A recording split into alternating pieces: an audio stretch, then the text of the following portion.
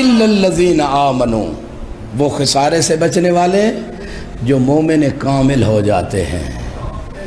لہذا توحید بنیادی عقیدہ ہے۔ خدا قرآن میں کہہ رہے ہیں ان اللہ لا یغفر ان یشرک بہ ویغفر ما دون ذلک لمن یشاء، خدا شرک کو معاف نہیں کرے گا، اس کے علاوہ جس کے لیے چاہے گا معاف کر دے گا۔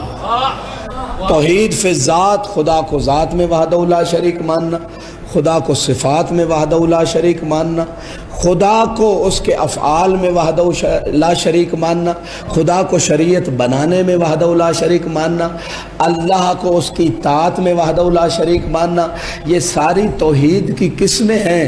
لیکن توحید فقط زبان سے اقرار کا نام نہیں ہے، جیسے کہ مولا نے فرمایا تھا توحید عمل و جوارے سے بھی، یعنی آپ کا ہر ایمان، ہر عقیدہ آپ کے اعضاء و جوارے سے ظاہر ہونا چاہیے کہ واقعاً آپ اللہ کو وحدہ لا شریک مانتے ہیں۔ جب اللہ کو صفات میں وحدہ لا شریک مانتے ہیں تو رازق بھی پھر اسے ہی مانتے ہیں، کیونکہ 12ویں پارے کی پہلی آیت جو 12 ائمہ کو ماننے والے ہیں یقیناً وہ 12ویں پارے کو بھی یاد رکھیں گے، اس کی پہلی آیت بھی بسم اللہ کے بعد یاد رکھیں گے۔ وَمَا مِن دَابَّةٍ فِي الْأَرْضِ إِلَّا عَلَى اللَّهِ رِزْقُهَا، کہ اس زمین پہ ہر چلنے والی مخلوق کا رزق اللہ کے ذمے ہے۔ اب جو گھبرا نہیں گئے، میں توحید فی الرازقیہ کہ خدا رازق ہے، اس میں انسان عقیدہ توحید کیسے رکھ سکتا ہے، اس کی تھوڑی سی وضاحت کہ زبان سے انسان کہے اللہ رازق، لیکن جب کوئی چیز بیچ رہا ہو تو اس کو ملاوٹ کر کے بیچ رہا ہو تو گویا وہ اللہ کو زبان سے تو رازق مانتا ہے، عملی طور پہ رازق نہیں مانتا۔ جب رشوت لے رہا ہو زبان سے کہتا ہے کہ اللہ رازق ہے، کوٹھی پہ رشوت کی کوٹھی پہ اوپر لکھ دے گا واللہ خیر الرازقین، یہ لکھ دے گا بہترین رزق دینے والا ہے، لیکن عملی طور پہ عقیدہ توحید میں کمزور ہے۔ خدا کو کہتا ہے وہ رازق ہے، لیکن جب آپ دیکھتے ہیں دودھ میں پانی ملاتا ہے تو گویا عملی طور پہ کہہ رہا ہے کہ زبانی طور پہ تو کہتا ہوں اللہ رازق ہے، لیکن عملی طور پہ اللہ کو رازق نہیں مانتا۔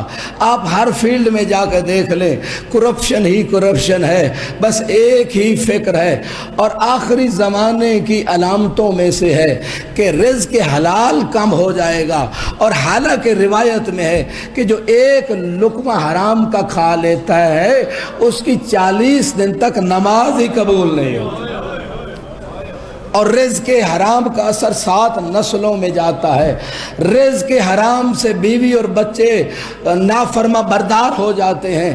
آج اکثر والدین جو کہتے ہیں کہ بچے نافرما بردار ہیں، وجہ یہ ہے کہ رزق حرام، اور خدا کو رازق کہتا ہے لیکن زکوٰۃ نہیں دیتا، خدا کو رازق کہتا ہے اور خمس نہیں دیتا۔ یہ ساری وہ چیزیں جو انسان کی زندگی میں ہیں یہ بتا رہی کہ عقیدہ توحید کمزور ہے۔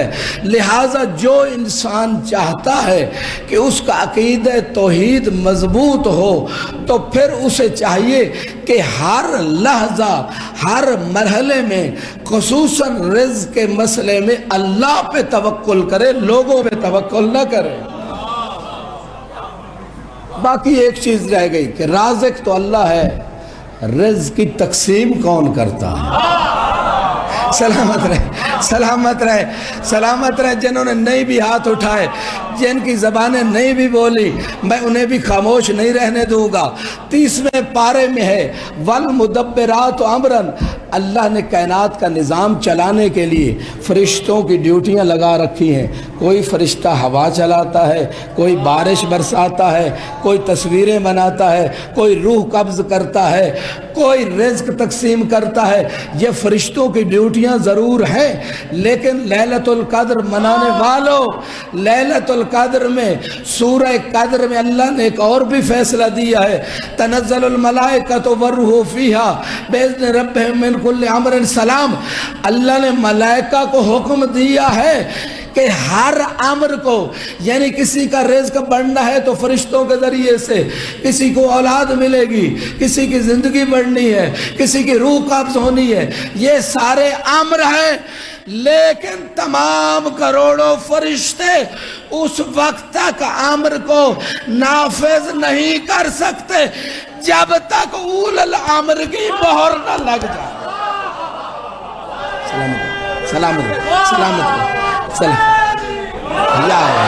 یا علیہ سلامت رہے۔